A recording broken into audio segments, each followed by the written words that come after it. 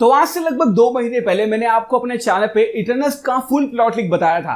अब मूवी आप देखकर आ रहे हो तो आपको पता चल गया होगा कि आई वाज राइट ऑब्वियसली। लेकिन उसके अंदर मैंने आपको बताया थे पूरे पोस्ट क्रेडिट सीन के डिटेल्स। मैंने आपको बताया था कि मिड क्रेडिट सीन में क्या होने वाला है, पोस्ट क्रेडिट सीन में क्या होने वाला है। वो एवरीथिंग वाज राइट, सब कुछ बिल्कुल सही था। And I was again right. मैं बोलूंगा राइट हूं मैं, क्योंकि जब मैं रॉन्ग होता तो तुम बोलते हो कि भाई तुम रॉन्ग हो, तो जब मैं राइट हूं तो मेरा बोलने का हक बनता है कि मैं राइट था। आज की इस वीडियो में मैं ब्रेक डाउन करने वाला हूं इटर्नल्स के पोस्ट क्रेडिट सीन का। मिड क्रेडिट सीन के बारे में बात करेंगे और बात करेंगे पोस्ट क्रेडिट सीन के बारे में। उस वीडियो के अंदर तो मैंने सिर्फ टच ऑन किया था, मतलब ज्यादा डिटेल में नहीं बताया था। लेकिन आज की इस वीडियो के अंदर मैं आपको बताऊंगा कि किस तरह से जो इटर्नल्स है ना, तो फ्यूचर के अंदर हमारे सामने आने वाले हैं। इन एंड क्रेडिट सीन का मतलब क्या है और हेयर स्टाइल देख के आपको कैसा लगा, मुझे कमेंट सेक्शन में जरूर बताना। हे गाइस, मैं हूं Sachin Nigam and let's begin this video.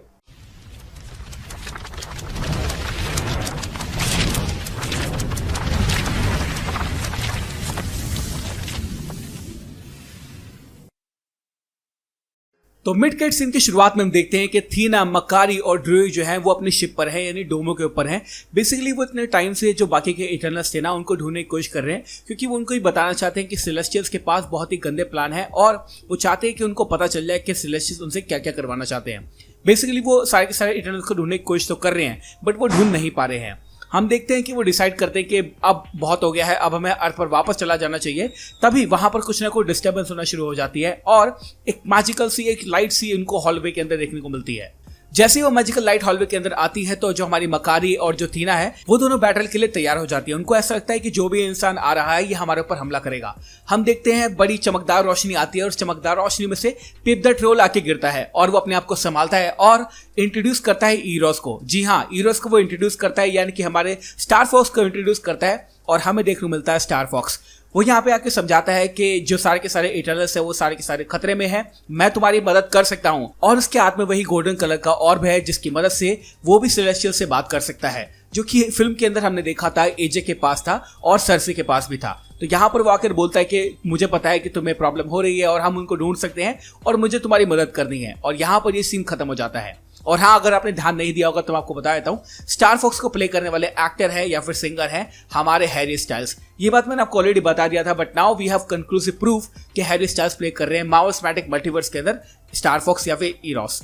बात करें पिप द ट्रोल की, तो पिप द ट्रोल को आवाज देने वाले एक्टर है मिस्टर पैटर्न ऑसवाल्ड, जो कि बहुत ही अच्छा काम कर चुके हैं। अब जिन लोगों को अभी भी डाउट हो रहा है कि क्या ईरोस जो है वो एक्चुअली में थानोस का भाई है, तो मैं आपको बता देता हूँ कि हाँ, वो दोनों एक दूसरे के भाई हैं, लेकिन वो दोनों एक दूसरे जैसे लगते नहीं हैं। थानस तो बिल्कुल बैंगन की तरह दिखता है, लेकिन हेयर स्टाइल से बहुत स्मार्ट लग रहे हैं यहाँ पे। तो एक्चुअली में हुआ क्या है, जिन लोगों को नहीं पता है मैं आपको बता देता हूँ कि थानस के अंदर एक जेनेटिक डिसऑर्डर था और वो एक डिविएंट जीन के साथ पैदा हुआ था, इसलिए वो ऐसा लगता है। लेकिन बाकी की जो इटर्नल्स है या उसका भाई है वो इस जीन के साथ नहीं पैदा हुए हैं, इसलिए वो नॉर्मल लगते हैं, सेम इंसानों की तरह। और हाँ, अब मार्वल सिनेमैटिक मल्टीवर्स के अंदर जो हमारा स्टार फॉक्स है वो सेटअप हो चुका है फ्यूचर के अंदर, यानी कि इटर्नल्स 2 में डेफिनेटली जो एक तरह से सेलेस्टियल्स का प्लान है वो अब बाकी के इटर्नल्स को पता चलेगा और फ्यूचर के अंदर हमें और इटर्नल्स भी देखने को मिल सकते हैं।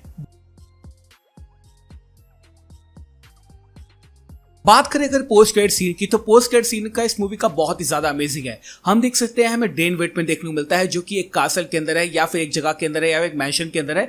उसके सामने एक टेबल है, टेबल पर रखा हुआ है बॉक्स। अब डेन वेटमैन बहुत ही ज्यादा इस टाइम कंफ्यूज हो रहा है कि वो उसको खोले या ना खोले, खोले या ना खोले, लेकिन एंड में वो उसको खोल ही देता है और हम देखते हैं कि बॉक्स के अंदर रखा है एबनी ब्लेड। जी हाँ, अब वो बनने वाला है ब्लैक नाइट। अब जिन लोगों को नहीं पता मैं बता देता हूँ, एबनी ब्लेड एक ऐसा ब्लेड है जो कि मार्वल सिनेमैटिक यूनिवर्स के अंदर बहुत ज्यादा पावरफुल होने वाला है। कॉमिक्स के अंदर इसके अंदर बहुत सारी पावर्स थी। पहली पावर तो ये है कि जो भी इसको होल्ड करेगा, यानी जो भी एबनी ब्लेड को वील्ड करेगा, उसको कोई भी चीज मार नहीं सकती। एबनी ब्लेड जो है वो उसकी डेथ को रोने से रोकता है और कहीं ना कहीं उसको पूरी प्रोटेक्शन प्रदान करता है।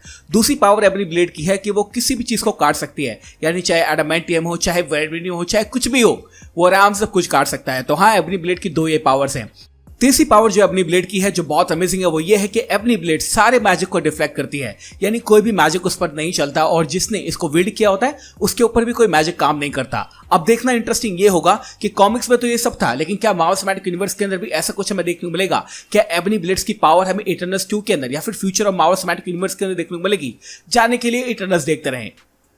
इतनी सारी पावर जाने के बाद में आपको लग रहा होगा कि एबनी ब्लेड बहुत ही अच्छी चीज है, बट मैं आपको बता देता हूं कि जो भी इंसान एबनी ब्लेड को वील्ड करता है या फिर उसको होल्ड करता है, एबनी ब्लेड उसके दिमाग में काल भर देता है, यानी उसको करप्ट करना शुरू कर देता है, एक गंदे रास्ते पर भेज देता है। तो हाँ, एबनी ब्लेड होल्ड करने के बाद में डेन विटमैन ब्लैक नाइट तो बन जाएगा, बट एक्चुअली में उसके दिल के अंदर बहुत सारी बैड चीजें हो जाएंगी, बहुत ज्यादा बैड इन्फ्लुएंस हो जाएगा और वो एक तरह से गलत रास्ते पर भी जा सकता है। तो जहां पर ब्लैक नाइट बनने के फायदे हैं, वहां पर इसके नुकसान भी हैं। जिस समय डेन विटमैन सोच रहा होता है कि मुझे एबनी ब्लेड को होल्ड करना चाहिए या नहीं करना चाहिए, उस वक्त बैकग्राउंड में हमें देखने को मिलती है एक वॉइस जो कि एक्चुअली में हमारे डेन विटमैन से क्वेश्चन पूछ रही होती है कि जो तुम करने जा रहे हो क्या वो सही करने जा रहे हो, क्या इसका अंजाम सही होगा। तो ऑब्वियसली ये बात हो रही है किसकी, मैं आपको बता देता हूं। वैसे मूवी के अंदर में कोई रेफरेंस नहीं दिया गया है, लेकिन मूवी के दौरान हमें कुछ सीन बताए गए हैं जहां पर हमें पता चलता है कि डेन विटमैन के एक अंकल भी हैं, और ये अंकल कौन होने वाले हैं, ये होने वाले हैं नेथन जेरेट। जी हाँ, नेथन जेरेट कॉमिक्स के अंदर फॉर्मर ब्लैक नाइट ऑलरेडी रह चुका है, और अगर मैं सीन को इस चीज से जोड़ देता हूं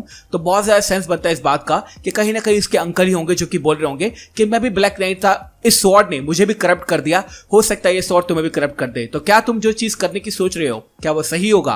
तो मेरे ख्याल से हाँ, ये जो एक तरह से पीछे से वॉइस आ रही है ना, ये हमारे डेन विटमैन के अंकल हो सकते हैं, नेथन जेरेट।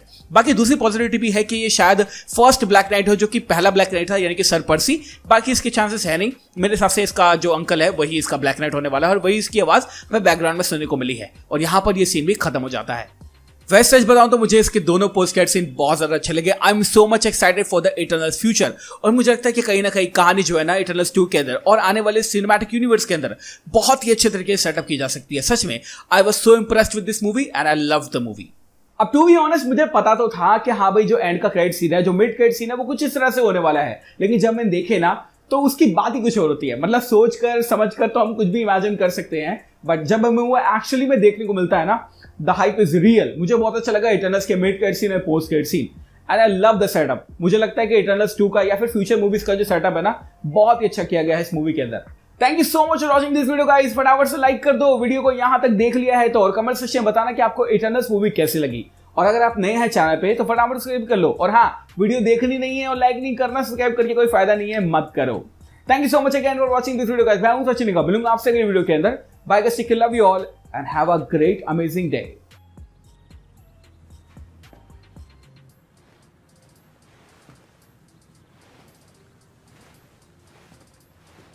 तुम सब अब भी यही हो? फिल्म खत्म हो गई? घर जाओ यार, और ये सब पॉपकॉर्न वॉपकॉर्न साफ कर लेना। स्वच्छ भारत अभियान के बारे में सुना है या नहीं? अब जाओ।